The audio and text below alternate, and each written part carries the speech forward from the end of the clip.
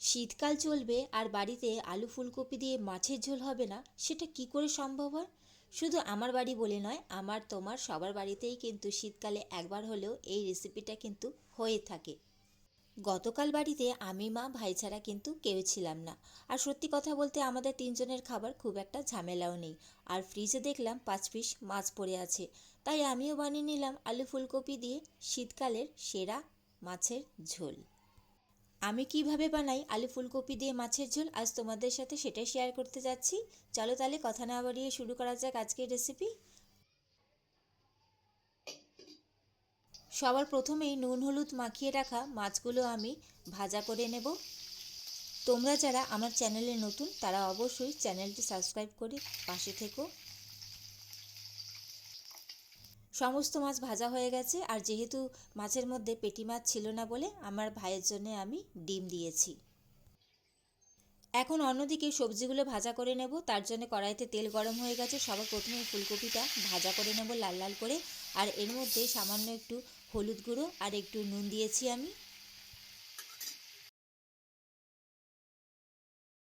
ফুলকপিটা আমি ভাজা করে নিয়েছি, এখন তেল থেকে তুলে নেব। এখন ওই তেলের মধ্যেই আমি আলু আর শিমটাও ভাজা করে নেব। ভাজা করার আগে আমি তেলের মধ্যেই হলুদ গুঁড়ো আর নুনটা দিয়ে দিয়েছিলাম বলে আমি আলাদা করে আর দিচ্ছি না।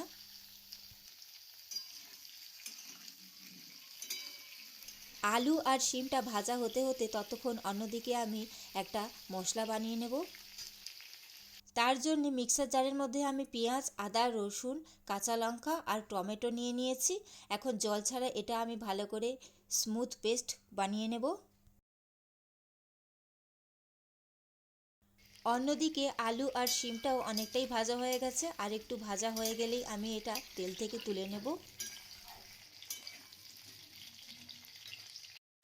আলু আর শিমটা দেখো লাল লাল করে ভাজা করে নিয়েছি। এখন আমি এটা তেল থেকে তুলে নিচ্ছি। এখানে তোমরা চাইলে আরও কিছু সবজি অ্যাড করতে পারো, আমি আর কোনো সবজি অ্যাড করিনি, শুধু আলু ফুলকপি আর শিম দিয়েই বানিয়েছি। এখন ওই তেলের মধ্যেই আমি একটা শুকনো লঙ্কা আর গোটা জিরে ফোড়ন দিয়ে দিচ্ছি।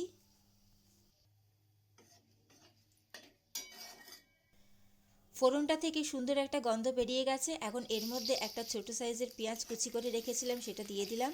এখন পেঁয়াজটা অর্ধেক আমি ভাজা করে নেব। ঝোলের ক্ষেত্রে আমরা পেঁয়াজটা সবসময় দুভাবেই ব্যবহার করি, একটা কুচি করে দিয়ে আর একটা পেস্ট করে, যাতে ঝোলটা খুব বেশি পাতলাও যেন না হয়, আর পেস্ট করে দেওয়ার ফলে ঝোলটা যেন একটু ঘন হয়। তো পেঁয়াজটা অর্ধেক আমি ভাজা করে নিয়েছি। এখন পেঁয়াজ, আদা, রসুন, টমেটো, কাঁচা লঙ্কা যে পেস্টটা বানিয়েছিলাম সেটা দিয়ে দিলাম। এর সাথেই আমি কিছু গুঁড়ো মশলা দিয়ে দেবো। হলুদ গুঁড়ো, কাশ্মীরি লঙ্কার গুঁড়ো, ধনে গুঁড়ো আর জিরে গুঁড়ো সমস্ত কিছু আমি হাফ চামচ করে দিয়েছি, আর এর সাথে পরিমাণ মতো নুন দিয়ে দিচ্ছি। এখন সমস্ত মশলা ভালো করে আমি কষিয়ে নেব। আমার চ্যানেলে আরও অনেক রেসিপি আছে বন্ধুরা, তোমরা চাইলে সেগুলো দেখে নিতে পারো। ভালো লাগলে অবশ্যই আমার চ্যানেলটি সাবস্ক্রাইব করে আমার পাশে থেকো।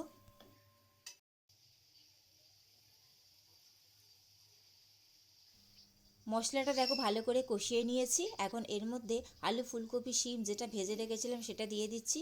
এখন মশলার সাথে সবজিটা ভালো করে আমি কষিয়ে নেব। যেহেতু আমি সবজিগুলো আগেই ভাজা করে রেখেছি, তাই সবজিগুলো বেশিরভাগটাই কিন্তু ভাজা করার সময় সেদ্ধ হয়ে গেছে। সমস্ত কিছু ভালো করে কষানো হয়ে গেছে। এখন এর মধ্যে আমি গরম জল অ্যাড করে দিচ্ছি। এখন আমি ঢাকা দিয়ে সমস্ত কিছু সুন্দর করে সেদ্ধ করে নেব।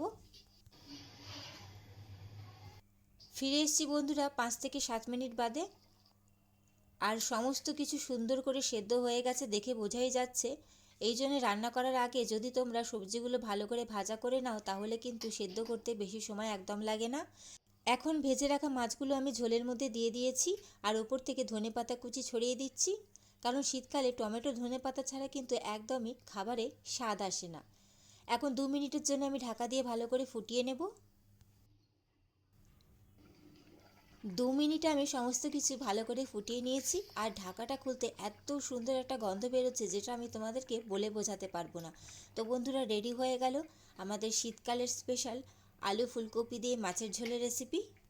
কেমন লাগলো তোমাদের আজকের এই রেসিপি অবশ্যই সেটা কমেন্ট করে জানাবে। ভালো লাগলে অবশ্যই লাইক কমেন্ট শেয়ার করে দিও এবং অবশ্যই আমার চ্যানেলটি সাবস্ক্রাইব করে আমার পাশে থেকো বন্ধুরা। চলো তাহলে আজকের মতন আসি, চলো টাটা।